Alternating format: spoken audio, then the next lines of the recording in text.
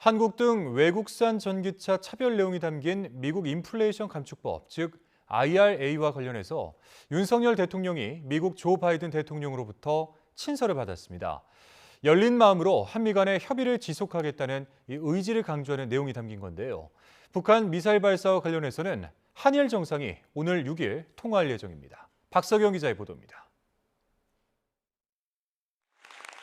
지난 순방에서 조 바이든 미 대통령과의 환담과 카멀라 해리스 부통령 방안을 토대로 IRA 문제 해결 가능성을 높였다고 자평했던 대통령실. 지난 4일 바이든 대통령 명의의 친서를 받은 사실을 공개했습니다. 친서에서 바이든 대통령은 인플레 감축법에 대한 윤 대통령 우려를 잘 알고 있다면서 한미 간의 열린 마음으로 IRA 관련 협의를 지속하겠다는 뜻을 밝혔다고 대통령실은 전했습니다. 바이든 미국 대통령의 친서는 양 정상이 지난 런던과 뉴욕에서 여러 차례 만나서 인플레 감축법과 관련해 협의한 결과를 토대로 작성된 것입니다.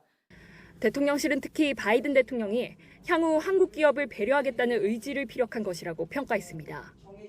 순방 전후로 이뤄진 양국 NSC의 지속적 협의도 거듭 강조했는데 야권에서 나온 외교 참사 논란을 거듭 반박한 것으로 해석됩니다.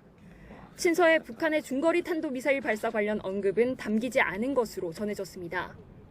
대통령실은 다만 최근 북한의 잇단 도발에 한미 양국 외교장관, 안보실장 등 모든 급에서 실시간으로 소통하고 있다고 강조했습니다.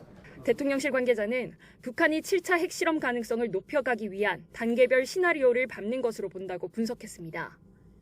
대응 수단에 전술핵도 포함될 수 있느냐는 질문엔 도발을 막기 위한 모든 것을 망라한다는 것이 윤 대통령 입장이라며 한미가 확장 억제의 획기적 변화 방안을 협의하고 있다고 답했습니다. 이어 대통령실은 윤 대통령과 기시다 일본 총리가 내일 오후 전화 통화를 가질 예정이라고 밝혔습니다. 한일 정상 간 통화에서는 주로 대북 대응 방안에 대한 이야기가 나올 것으로 보입니다. 앞서 북한 미사일 발사 당일 미일 정상이 통화를 한 만큼 한미 정상 간 통화가 이뤄질지도 주목됩니다. YTN 박석영입니다.